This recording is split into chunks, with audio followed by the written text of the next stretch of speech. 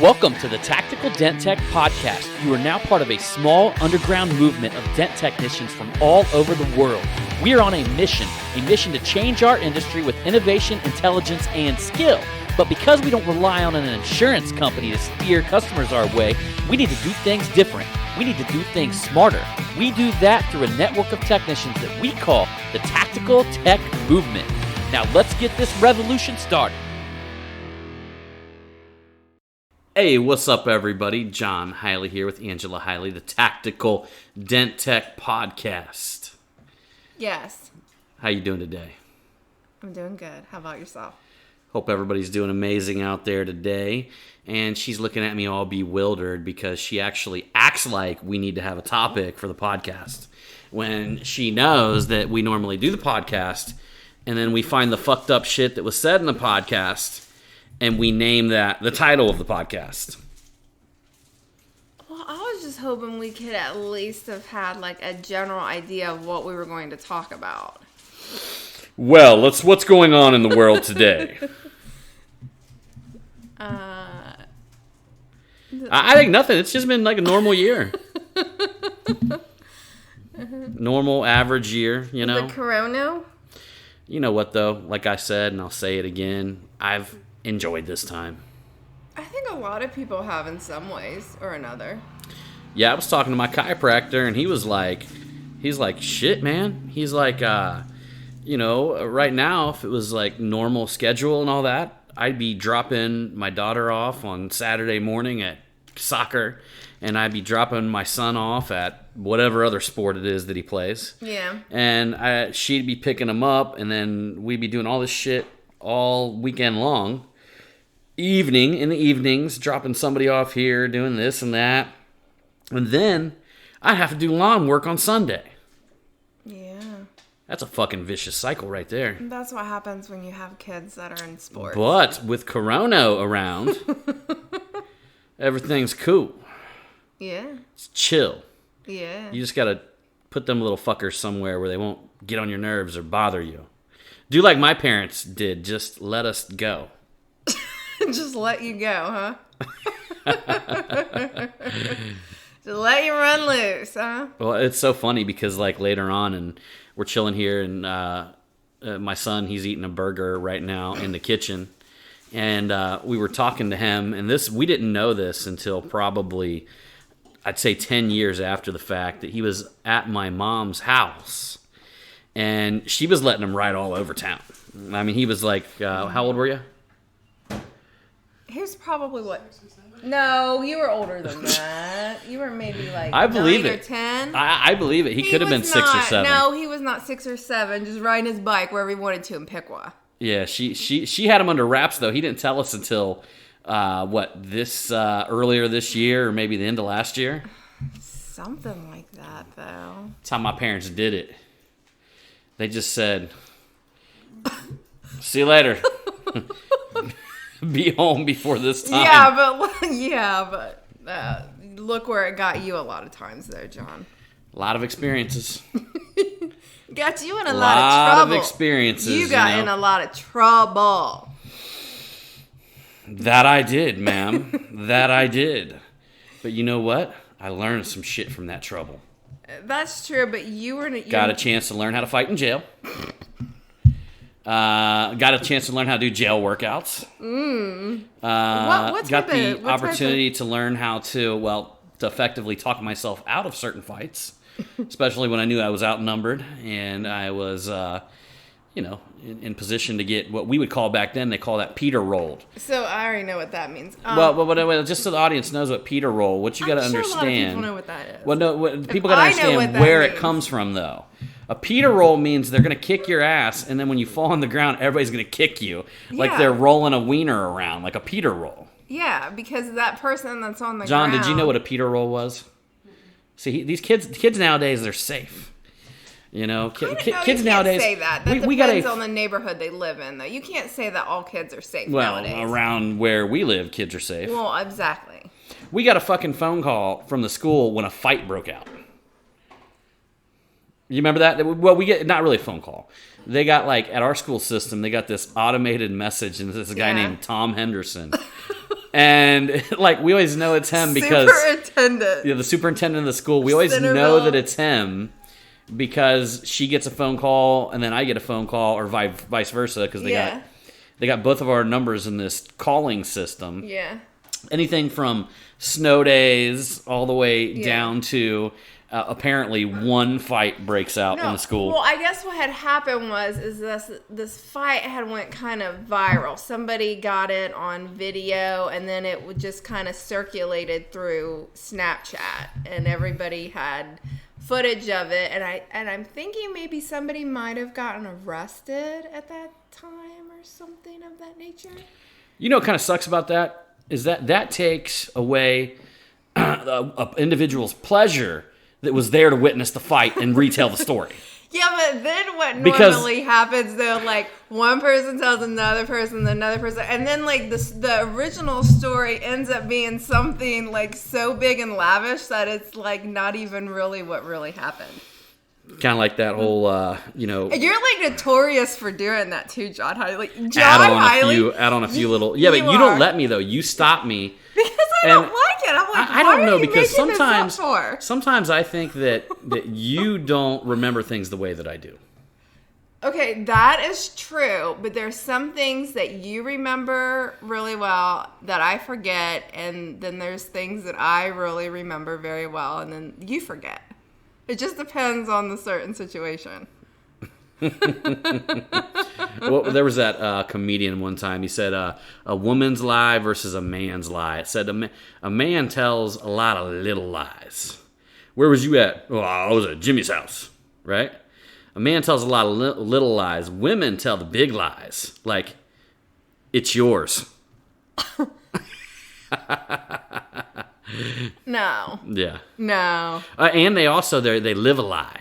No, we don't. Oh, yeah. No. Look, y'all put makeup on your face. Your face don't look that good. Y'all put pads in your bra. Your titties aren't that big. And you all walk around on high heels and you ain't that fucking tall. Okay, I don't really wear a lot of makeup. So I will say that the amount of makeup that some women put on their face, and like you look at them like when they don't have makeup on and then they do have makeup on, like they look like a totally different person. So I really don't look. Y'all gonna walk around living a lie and expect me to tell the truth? Fuck you. John. Wait a minute, who said that? Was that Chris Rock? That was a Chris Rock, yeah. Well, that was actually pretty good. That was a good skit, yeah. Yeah. That was a good one. Mm-hmm. That was a good one. Mm-hmm. That's like Dave Chappelle in his last... If you guys haven't watched the last Dave Chappelle comedy on Netflix, what was so fucking funny about it, and it, like so true at the same time. He said, I'm not for abortion. Yeah. I am not for abortion, but he's like, I'm not against it. He said, because it depends on who I get pregnant. He says, like, in that, the comedy thing that he did, he says everything that pretty much a lot of Americans think, but they just don't want to say it. They just don't say it. They don't say it, and he actually says it. And I'm just kind of like, you're like totally inside my head, like you're saying the things funny that, as fuck. Like, Dave Chappelle, he's an actual Ohioan native, and he actually called on that comedy skit. He actually he said Ohio word is actually native for land of poor white people. I think a lot of Ohioans probably do fairly well. I mean, it's so interesting because we just had that Tiger King thing that came along, and if you guys haven't watched the Tiger King yet, be ready for a fucking so white trash. Oh God! So it's trash. A mixture of I can't even explain it. Like John. Okay, so John has this rock revival sweatshirt that he loves to wear, and it's like this red and black tie-dye, but it's not like it's not like a hippie tie-dye. It's like the white trash version of tie-dye, and I just do not like this sweatshirt, and John loves to wear it. It's like one of his favorite sweatshirts, and I'm like, why do you have to wear that sweatshirt? That sweatshirt is so white trash. Like, and the funny thing is that one of the guys that's on that Tiger King actually wears a lot of that rock revival stuff. It was the one that went into that bought his business or something, or Joe signed the business. Oh, yeah, over. yeah, yeah, That yeah, gentleman. the dude, yeah. Yeah, like, he's the one, he wears a lot of that. I'm just like, oh, this is so, like, you know. Yeah, so. I could be wearing some American Fighter. I'd like to walk up to, like, random people that are wearing American Fighter and be like, hey! Be like, you fight, man? When was your last fight? It was kind of like back in the day when everybody, like, I used to wear tap-out gear. A lot of you guys might have, I might have talked about this in my previous podcast, but that's all we did growing up was train jiu-jitsu, judo, Muay Thai, stuff like that. In my younger ages, I was a big fan of the Karate Kid, so I had to be in Taekwondo when I was a kid, and end up quitting about when I got my green belt, but then went on to do wrestling and Muay Thai. So I was wearing the tap-out gear, back when tap-out was just basically fight shorts. They hadn't even came out with T-shirts yet or anything like that. And then next thing you know, when tap-out gear just blew up, you seen just tap-out shirts everywhere. Well, and no, every dude walking around acting like they were tough shit because they were wearing a tap-out shirt. I remember a long time ago when that first came out, like, the stuff was very hard to get. You had to order it online from a certain website. Sure, you had to actually order it from Tap Out. Exactly, and then it just got it just got commercialized like way too much, and then it ended up in Kohl's, so you could go to Kohl's and buy you a Tap Out. It ended up in Walmart actually. Yeah. Oh, it did? At some point, I think it may have made its way there. Oh, wow. Shoot, I still remember there was other brands at that time that are maybe even they're still out there that were hard to get. I remember one. I went back when I was 17 years old. We went down to the most southern western part of Indiana. I can't remember the name of the city, Evansville. Mm-hmm. We drove down to Evansville to watch some fights down there. Yeah. And ended up, believe it or not, any of you guys are UFC fans, when I was down there, I ended up hanging out with Pat Miletich. Mm-hmm. Ended up hanging out with Adrian Serrano, who was a UFC fighter as well. And he was actually selling a brand down there called Five Knuckle Bullet. Oh, I like the way that sounds. Yeah, it's Five Knuckle Bullet, and the whole thing was like a set of knuckles. Yeah. And I think it had like bullet or something like that. Something like that was across the front of the knuckles. Yeah. I can't remember if it was like one of them big rings that just said bullet on it. Huh. But he had a really cool brand. That was the time. Ended up there was just so much crazy shit going on. So many different people that I met during them years. Traveling around, going to the little fight scenes. I ended up living out in Southern California for a little while, and was with a jiu-jitsu team out there. And it was kind of crazy. We were actually in Newport Beach, California, and we were staying at this home where the whole front of the place had like a giant garage in the front of the house. And it was actually converted into, had an octagon ring in it. Mm-hmm. And there's a guy out there named John the Bull Marsh. You guys ever want to look him up? His name's John the Bull Marsh. And he was part of the jiu-jitsu team that we were on. And go take a look at that dude. That guy looked like a fucking bull. I mean, he looked like a fucking bull. How old Giant was head he on at the time when you lived out there? John the Bull had to probably be in his late 20s or probably late 20s. How old were you? You're like 17 yeah, we actually, or 18? another guy some of you guys might know I met along that whole span of time was a guy named Jeremy Horn. And in fact, he was one, he actually beat John the Bull Marsh, but he was known as one of the most technical jiu-jitsu fighters in the world. When I was down in Evansville, I actually got a chance to roll around and grapple with the dude. Nowadays, I can't do it. My knees will... No. I mean, what I was doing, Toshindo, what was it? Was it probably 2 years ago? A year ago? 2 years ago? Oh, when you were a ninja? Well, yeah, when you were a ninja. When I blew my knee out. Oh, that was horrid. Yeah, it sucked because I was pushing the limits of my knees there, and the limits weren't, to be honest with you, I mean, it's not like I was really doing anything that hectic on them. It just got to the point to where, kicking, punching, I was taking a lot of private classes with the black belts. Yeah, there. But the thing is, though, is that you were probably overdoing your limits. on some of that stuff. Yeah, I probably was, but it's nothing compared to, what we used to do back in the day that tore my knees up to begin with. But you were a young chicken back then. I was a young chicken back then. But we were literally, so I was doing a lot of the courses, like, privately here with the black belts. I was doing, I can't even remember how much money it was. You paid them like $50 or something like that, and you could do like an hour class with them. Yeah. And you can focus on whatever you want. And at the time, I was focusing on a specific kick that I was trying to master. And that's when my base leg knee crumbled on me, y'all. I mean, literally just sent me to the ground. It was the craziest thing ever. And even the black belt who watched me relocate my leg on the ground right in front of him just thought that was just brutal. And funniest thing was, there was a chick that was a black belt, and she worked at Panera Bread. And I went in there one day, and she goes, I haven't seen yet, this is probably months later. And the weirdest thing is when you're around a group of like people who study ninjutsu, which they call it Toshindo, but in its origin, it's ninjutsu. When you're around people that study that, none of them talk. So like I would run into people, none of them, when it comes to spreading information from one person to the next, that's something that's nearly wiped out of their culture there. If you weren't there and you didn't see it, then you're not going to know about it. Like you're not going to hear it from somebody. Yeah. And it was the craziest culture. It's one of the things I was the most fascinated about is, what Mr. Hayes put together there culturally.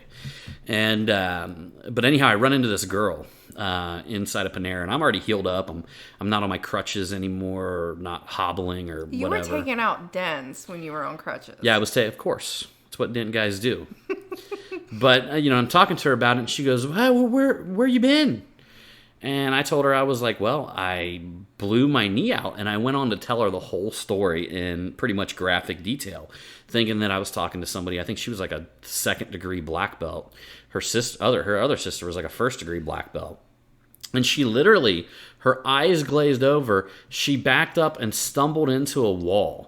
And just looked deranged. Like, so she's like taking my order. I tell her this stuff. She stumbles back from the cash register like 6 feet and lands into the wall next to where they put in the bread to bake the bread, like the thing that slides in and out, like the bakery bread thing.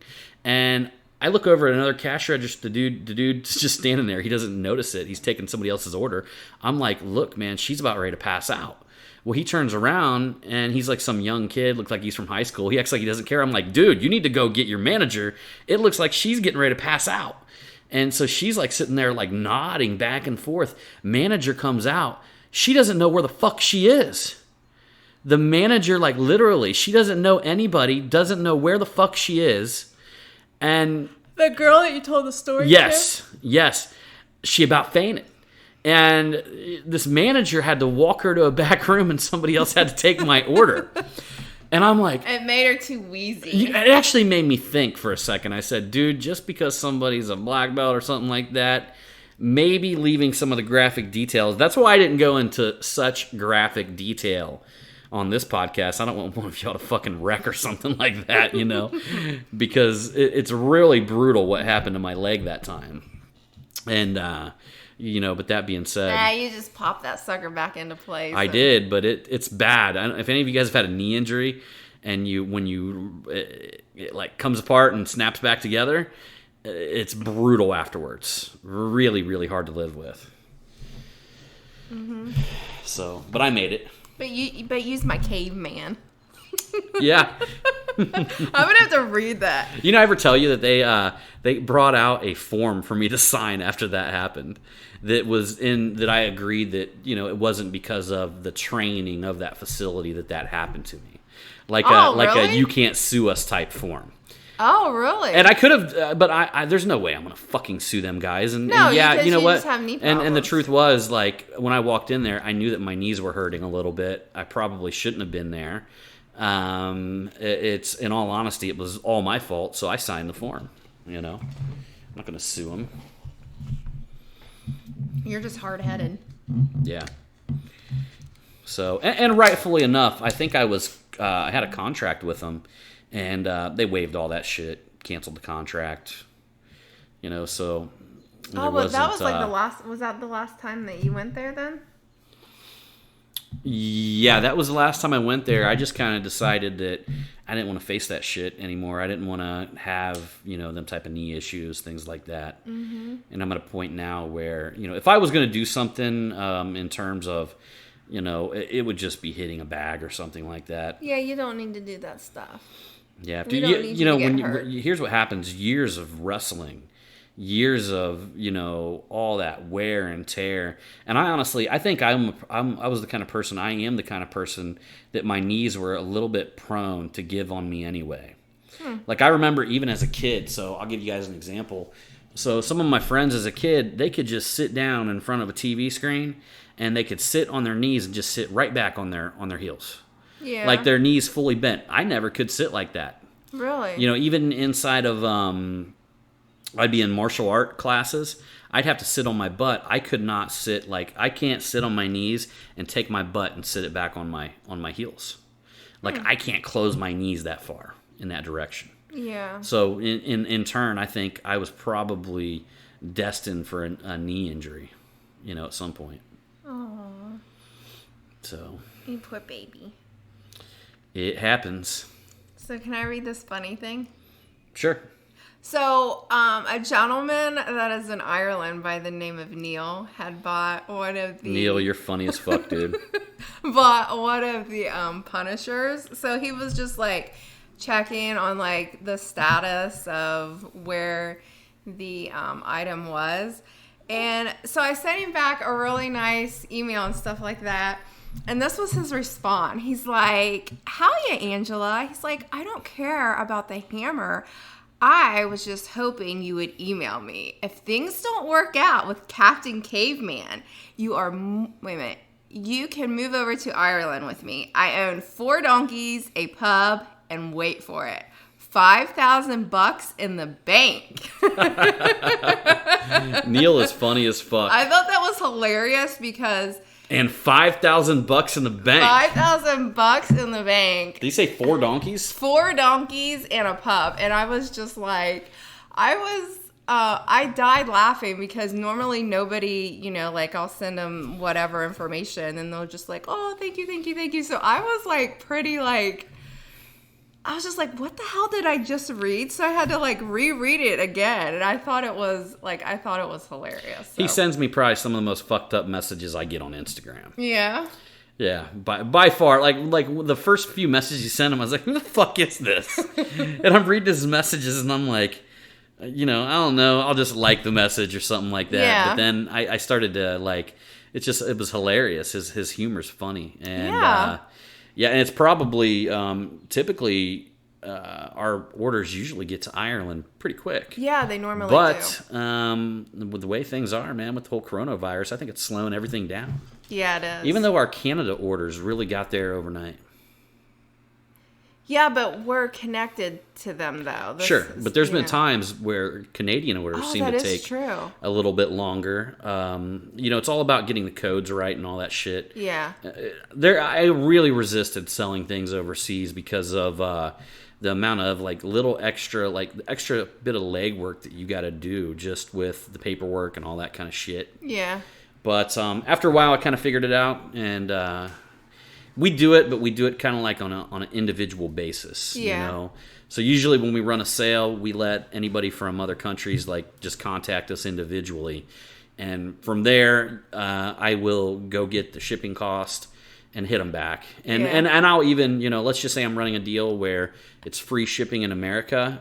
I'll shave off $10 off of their shipping. I'll give them the same benefit of shipping in America, but I just won't pay the full cost, because normally to ship anywhere, we're shipping Canada, most of my products ship for around $35, but if you ship in Australia or UK or Ireland, you're looking anywhere from $48 to $58 to ship 1 to 2 pounds. Yeah.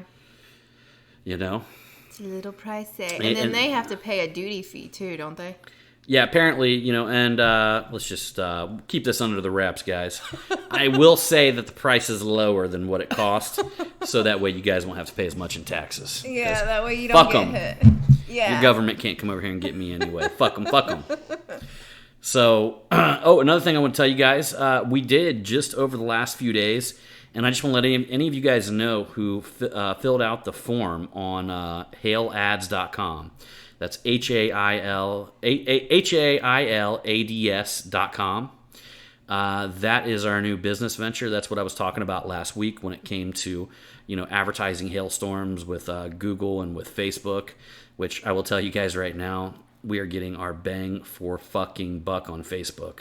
Like, I am literally we were talking canvassing. about that. We were talking about that the other day. I could canvas planet Earth for like 50 cents a click right now. Yeah. This is what's happening. There's tons of eyeballs on Facebook right now, and a lot of advertisers dropped off whenever the Corona thing happened. So if you're going to do something, if you're going to double down on something, learn Facebook advertising. But that being said, we went ahead and launched it, and we're only working with one person per city, and we are geo-targeting hailstorms, and we are advertising to people that were in the hail damage affected area. Or if we learn things like they worked in that area, we will advertise to people who work in that area as well. Yeah. Normally it's safe to do that, depending on the time of day that storm comes through. There's a lot of little checklists that you got to check off when you're putting together a strategy on how to market in a hail damaged area. Yeah. So there's a lot of little things. There's a lot of logistics that you want to know. You want to know the time of day.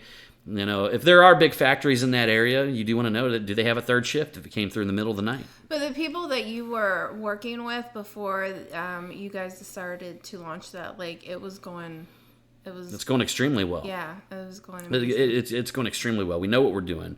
We know exactly how to target the people. We know exactly how to put the campaigns together. We know the winning strategy, the winning headlines, all the way down to the winning written copy. And we are always testing as well, because there are new things coming out all the time. And I am a student of Facebook business, and a student of several different people from around the world who have different ad strategies and things like that. I spend about 30% of my time just learning new strategies. And you are this is definitely your obsession. This is something that you love doing more compared to doing dent repair. Yeah, it's right up there. Well, dent repair, to me, I like it when it's challenging, but many of you guys know, especially, a lot of you guys who have been doing this for quite a long time, that, it's almost like sometimes the challenge is gone, right? Because, we go step up to a dent, we know exactly how to tackle it, we know which tools we're going to use. I can literally put in an audio book and just listen to audio books while I'm doing it. I don't even have to think anymore while I'm fixing dents. Mm-hmm. So this has definitely became that next passion, because you really got to create a strategy. There's a lot of people, we take over their accounts, and they're like, oh yeah, I've been advertising on Facebook for a while. And then we find out they've simply been boosting posts, which is a way to, if you want to talk about getting robbed for your bang for your buck, you can boost post, and Facebook will just chew up your $100 bills you throw at them left and right and give you nothing in return. So there's strategy too. That's not what we do. We don't go in and there's one case I recommend boosting, and that's when you only want to advertise to your current audience, and you want to spend very, very little, like $5 a day, just to let them know that you're still kicking, you're still alive. I get you. And you should be doing that. And usually my strategy has always been post 5 times on your Facebook page per week, whichever one gets the most organic traction and gets the most organic response, meaning people just naturally gravitated to it, they liked it, they loved it, they maybe you got some engagement on there. You take that post and you boost that one for $5 a day. Yeah. For 7 days. And then you rinse and repeat that cycle. Yeah. And that just lets your current client base know that, oh, there they are. Oh, there they are. Oh, I see them again, right? Yeah. It's just a way to continuously promote your brand, because, you never know. That current client could just say, well, I do have a door that needs to be taken care of. Mm-hmm. Maybe it's time that I called this person. Or they might get hail damage on their car one day, and they might say, oh, yeah, that Magic John, I see him all the time. Yeah. Right? So there's reasons behind that. A lot of times strategies are not always... I got 2 strategies. One is to get it now, and strategy number 2 is to think about what we're going to be looking like 2 weeks, a month down the road, 2 months down the road, right? Mm-hmm. Because a lot of times, depending on the size of the storm, we might have 3-4 months to play with, sometimes even longer than that, to do some long-term market positioning. Yeah. To do some things that are going to, we'll start working on organic rankings while we're doing, the paid ads, things like that. Mm-hmm. I actually had a really good conversation with Dan from PDR Contractors today. And, he's got a good thing going on there. I'm going to be checking it out. He's going to be taking me through the technology on Monday. And, it's really, I just kept hearing people come to me and talk about, they were members of PDR Contractors. A good place to recruit technicians to come work for you. And I mean, it's definitely something that's needed rather than, think about it. Some guy get hit in a little honey hole or something like that, doesn't want a bunch of people to know about it. You're not going to want to go yelling about it on Facebook, trying to recruit people, right? So you want to have ways that you can kind of recruit people on the DL, things like that. I mean, there's different benefits, and I'm going to learn more about that on Monday. But, he does this thing over there, and it's only like $300 a year. And, it's not like what we're doing. I mean, what we're doing is very intensive, but what he's doing is more of like that long-term strategy, Now, a technician, do they have to purchase a membership to be included in that to where somebody would be able to find them? I don't know. Oh. Yeah, I don't know about that yet. There's some, I do think that they do. Dan is putting a lot of money into that thing.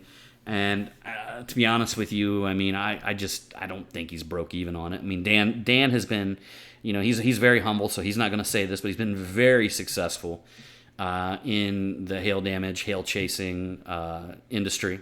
So he's invested a lot of time and a lot of money in this to where he really wants it to succeed. So believe it or not, Dan, I met him a long time ago because he was a BMW mechanic up at Evans BMW right here locally in Dayton. And he lived up in the Salina St. Mary's area, which they got a nice little lake up there. And it's kind of like a little lake town, but like a little farm town at the same time. Yeah. It's surrounded by farm fields, bunch of hick kids up there, It's a bunch of good old boys. Some good old boys. Never doing no harm. Get down with that pig on the farm. So that's not how that goes, but I like your twist. All right. So anyhow, she was a cherry, but she was a cherry. What does that mean? We'll just let the audience fill their imagination with that one. Is that something you just came up with? Oink oink. So anyhow. I met Dan, right? Going back to the subject. How the fuck do we go down them rabbit holes? I don't know. You're a pervert. No, I'm not. All right. Back to the story. I asked a simple question. He's the one that said it. All right. He's the pervert. Back to the story. He's the pervert. So anyhow, long story short, I think Dan ended up moving to Tennessee, something like that. And he set up some big deals up here. I mean, he landed a big a Honda account. There's a up near where he lived. There was a Honda factory. They've been hit. He landed that deal. I mean, he landed some big deals. He gets people to sign big contracts, and he's a good guy. He's a humble dude, but he's been very successful in hail chasing. And one of the things that Dan had told me that caused him to start PDR Contractors was what a lot of us have faced. I know that I faced it before. So I got a storm, and I've got 20 guys working, and all of a sudden 5 storms break out in the United States. By the next day, I've only got 10 guys working. 10 guys, their hometowns got hit, right? Yeah. So next thing you know, you're spending the next 5 days trying to get more technicians to staff your storm. And this was built on a framework to help solve that problem. Yeah. So that way you had a steady pool of technicians, because it's a given. If somebody's hometown gets hit, they're going home, man. Oh, absolutely. You know what I mean? That's a given. That's just like, hey, dude, congratulations. It sucks for me, but it's good for you. Yeah. Okay? Yeah. It's just a given. So, all that being said, I think what he's got going on over there is good. And to top it off, they're dumping some general advertisement dollars to to promote the platform in whole. Mm-hmm. And if people get on the platform in whole, they can scroll to a state and they can find a location that's closest to them. Mm-hmm. So it's interesting to hear what he's got going on over there. I'm looking forward to getting a little bit of an insider look at the technology and to actually have him show me what's up with it. Mm. So, be doing that soon, y'all. Be doing that soon. I'll report back. Hey, you said something inspirational? Did I? No, I said, can you? Not when you ask me to. Come on. Oh, here we go. I got something.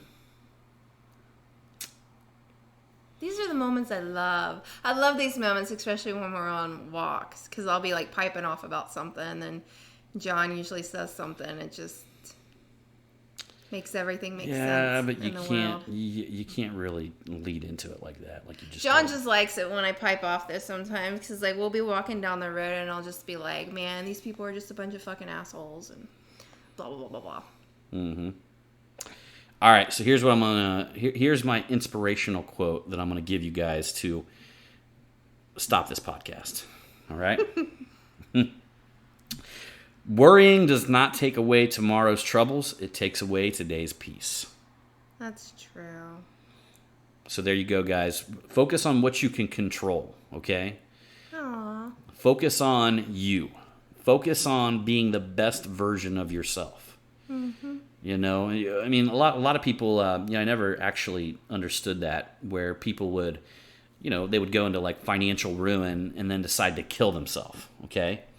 So the bottom line is, guys, look around. I don't care whether you're driving in your car, whether you're working on a customer's car right now, whether you're sitting inside of your beautiful home, or whether you're sitting inside of your trailer, okay? Yeah. It really doesn't matter, because everything around you wouldn't exist unless it came from you, right? Yeah. So like these meat sacks that we're in, okay? This meat carriage that we're riding in, everything outside of us is a creation of, it's our creation. It's what we built, what we created. Without us, it's nothing. It disappears. It's gone. Okay? So in this day and time, you got to focus on what you can control. You got to focus on becoming the best version of yourself.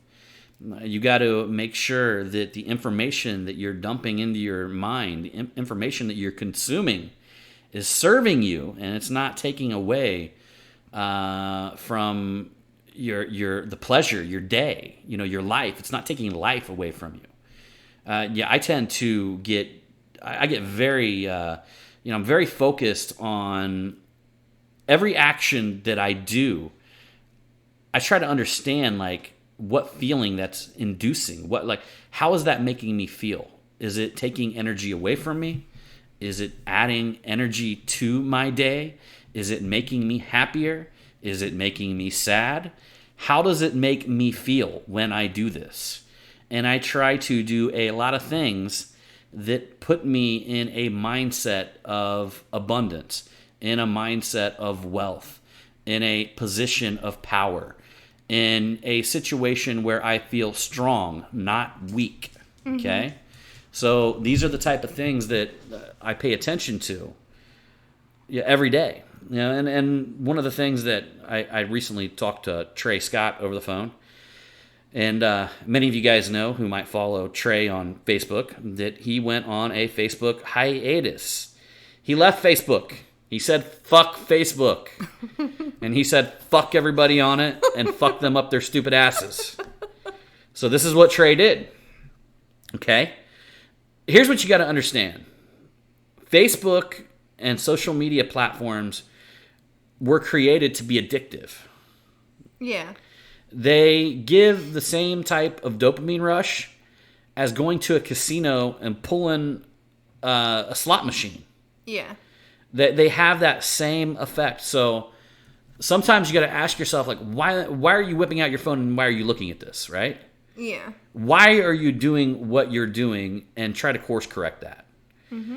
Because the shit was designed to be addictive. And that's one of the things that Trey actually said, that He is back on Facebook, but it's off of his phone. He doesn't want it on his phone anymore. And I mean, I get that. Like, I get that, you know. I mean, that shit, the same shit happens to me. You know, I'll tell you, I mean, look, guys, I'm not much of a consumer. I'm more of a producer, right? But if I'm sitting on the toilet taking a crap, yeah, I look around on there, you know. Yeah. I mean, I'm like anybody else. Like some type of video or something like that. Right. I'm Right. like, who the hell do I hear? But when coming out of that restaurant? But when I'm at work, I'm strategizing on how I can use it to help me. Yeah.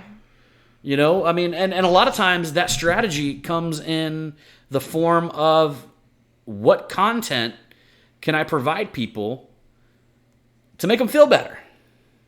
Yeah. You know, like I want people, when they consume my content, to feel better. Mm-hmm. To feel better about themselves, to feel better about the day, even if it's me telling them they're fucking stupid.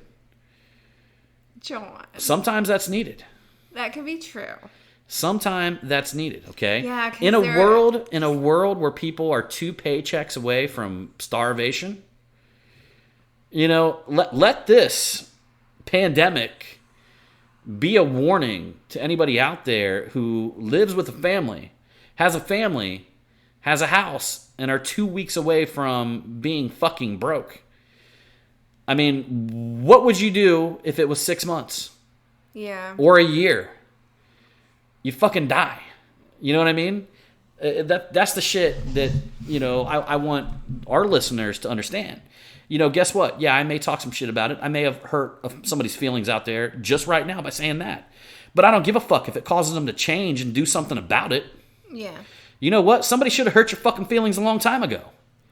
Somebody should have said, hey, motherfucker, you ever think about not buying them Jordans and putting that fucking $100 back in your bank account? You know, or whatever stupid fucking bullshit you bought rather than saving your money. And then the next thing that I'm going to tell you guys as well is all you fucking crazy motherfuckers that get a hailstorm in your area and now all of a sudden you think you're rich. You're not fucking rich. You're one bad year from being fucking bankrupt. That's true. You build a business on a fucking hailstorm, on banking that you'll get a hailstorm every year. One of them years, if you're not smart with your money and you continue building your business in a way where you could easily be one bad year away from failure, you're fucked at some point. Mm-hmm. Don't build a business, you know, or don't build a house on sand, man. Build it on a foundation. I like that. You know, I mean, I'm not going to tell you who it is, but I recently know a guy who has made millions of dollars by staying in a town that, you know, gets hail primarily every year, okay? But he has a 3-bay, would be equivalent to like a lube center or something like that, right? Like would be like where you get like a Jiffy Lube or something like that, like an older 3-bay Jiffy Lube. The man has, you know, helped out his clients and customers. Has been one of the best in town, best in that city. Has been very good with the people, very good to the people, and has been doing it for upwards of 30 years. Mm-hmm. And as he started making money in that little facility, he started buying other facilities, cash.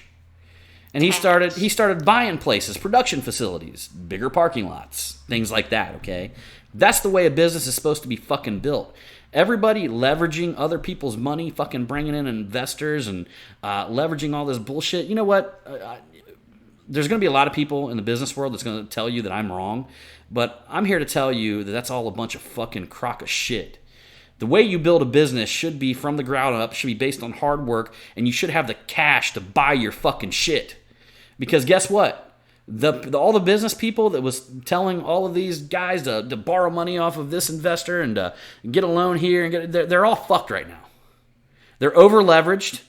You know, it's the equivalent of having a company that has no assets and just a bunch of debt. That's true.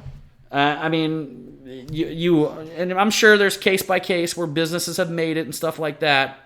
But, you know, time will tell. Time will tell. Time will tell. You get a situation like this that could just come along. This is a test, because if we get a situation that goes for like 6 months or that will go on for like a year, that's the type of shit that everybody needs to be ready for. That's and true. guess what? If it You doesn't just never happen, know. at least you're fucking ready, and at least you have your house in order. And you're not only ready for that, you're ready if, God forbid it, you get into a car accident or one day you can't work, you're fucking ready. That is true. So just let this be a warning, and let it be, it's just something we all should think about. Yeah, being prepared. Being prepared. And yourself. don't build a business on a house of cards. Don't build a business on sand. Build it with a strong foundation. You wouldn't build a house on sand. You want to, whatever you build, you want to build it. You want to think about building it with a strong foundation. Because you don't want to sink. Yeah. So, anyhow, everybody, we appreciate you for coming along. That was so good. And look, That was so you good. got me to do it. That was so good. Just like when we were in Target on Saturday and you were like busting out a move, dancing in the aisle, and the one lady in there seen it. And John put a smile on her face. She busted out laughing. She's like, "Thank you. You made my day." She's like, "I'm in here shopping in Target and everybody's being so serious, and you're just like, living in the moment." I don't get it. To me, it's like nothing's happening. No, but you did buy a pool noodle. Yes, I bought a pool noodle as a joke to social distance myself from people. And as we were walking out of Target, I was doing an Instagram video while I was smacking her in the ass with it. Yeah. And I made another lady laugh as she was driving by in the car. Yeah. It's so weird when everybody's walking around like these fucking zombies, like with That's true. like emotionless and these weird looks on their face.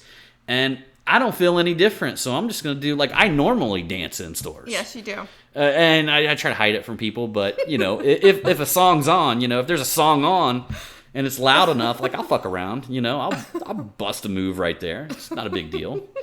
And I'm not gonna change who I am because of this shit. You put a smile on her face, and it just it made her day. It made her day. Yeah. It did. Yeah. So anyhow, y'all, we appreciate you for coming along on this podcast, and as usual, we'll see you on the next one. All right, everybody. And it's all about the hustle. No, I don't say that anymore. She doesn't say that anymore. No. Are you saying you don't hustle no more? No, I hustle. Honk honk.